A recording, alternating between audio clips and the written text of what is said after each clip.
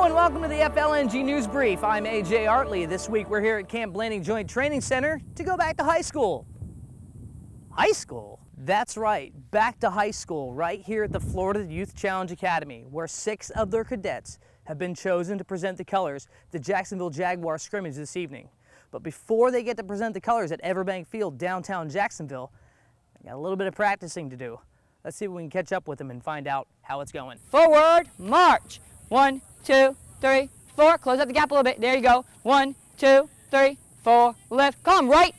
March. Pivot. Pivot. Pivot. Pivot. Pivot. Wrong foot. They think I'm yelling at them. They think, oh no, Sergeant Batten's mad at me, but I'm actually so proud. Master Sergeant Don Batten worked with these cadets for the past 7 days, preparing them for this opportunity. But before they could get this chance, they had to choose to come to the Florida Youth Challenge Academy. The Academy is a state-certified high school and a 17-month-long program, where at the completion, the cadets can earn their GEDs. 5 of those 17 months are spent here in a very structured, take seats, eat, no distractions atmosphere. So what type of 16 to 18-year-old would come to this academy? I was into drugs. I was always, out with my friends. I was never at home, skipping school. But if you dig a little deeper, you find out you can't put the label troublemaker on any of these kids. March time, march! And when I asked Cadet Eric Bain what it was like the first day he arrived, the answer I got was a little surprising. Because I really wanted to change. Everything was pretty much easy for me because I did everything I was supposed to do. So, it hasn't been hard at all here. I've just been doing what I'm supposed to do, and since I've been here, it's been really great. But not all these cadets were on board from day one. Oh, so let me tell you, 2 of these kids were on the list the first couple of days that wanted to go home. Now they're the cream of the crop. Color Guard is considered the elite team of the academy. And the first week they wanted to go home. They didn't want to be here. They didn't want to be a cadet, let alone a Color Guard member. So that's outstanding. Shaquille Houghton says the cadre and staff are here to make sure everyone succeeds. Just listen to what they say, follow what they do. The hardest part about it is actually living in a bunk with 50 other dudes. The PT is easy. They're not going to tell you, get up, you're fat, you can't do it. They're going to help you push through it. So with just a few hours left before the Jacksonville Jaguars scrimmage, it was time to run through some drills. Again. Order, arms! And again. Order, arms! And again. Order, arms! Until they arrived here at Everbank Field, and then it was time to practice. Again. And then into the tunnels for more practice. 7 days of practice. Explain to me what's going through your head right now. Wow, that's what's going through my head right now. 7 days of practice, averaged out about 30 minutes a day. Some days was actually about an hour and a half, and some days due to weather was about 15 minutes. And with all that practice, it finally came down to the time to suit up, march out onto that field, and stand tall and proud and represent their school. You just got to understand that these kids, 4 weeks ago, they were in neighborhoods that were undesirable, working with family situations that were undesirable, or just kids that had no skills at all. And not only do they have their life skills, but you're watching them out their field march just as good as if they were part of any military organization.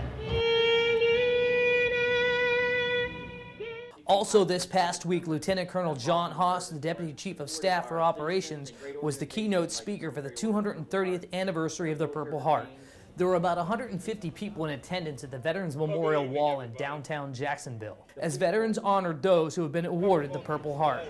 The event was a solemn occasion, with the most dramatic portion being the POW MIA remembrance given by the members of Rolling Thunder, as they took an account of more than 89,000 Americans who have been listed as missing in action since World War I.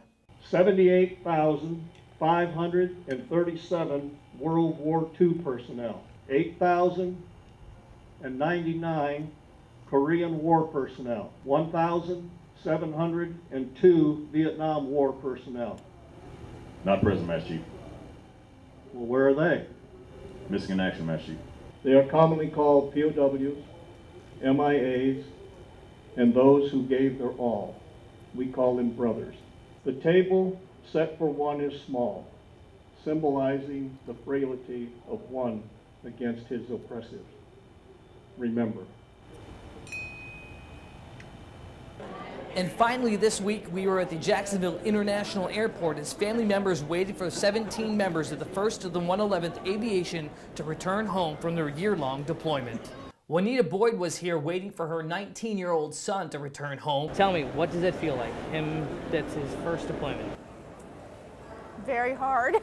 I'm glad he's coming home. I don't want him to go back. Looking at the video board, flight number 1888 from Fort Worth, Texas arrived at 10:40 a.m. But the family still had to wait a little bit longer before they saw their soldiers coming down that hallway.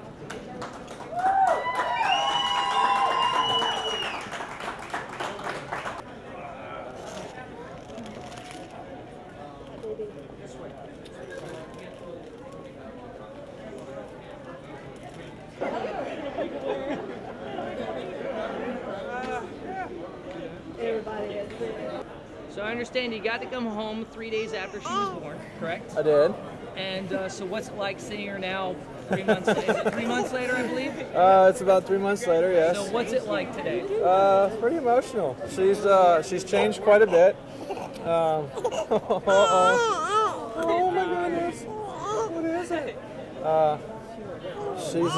She's different. Awesome. So what's the first thing you're going to do now? Probably take a nap. I've been traveling for a very long time.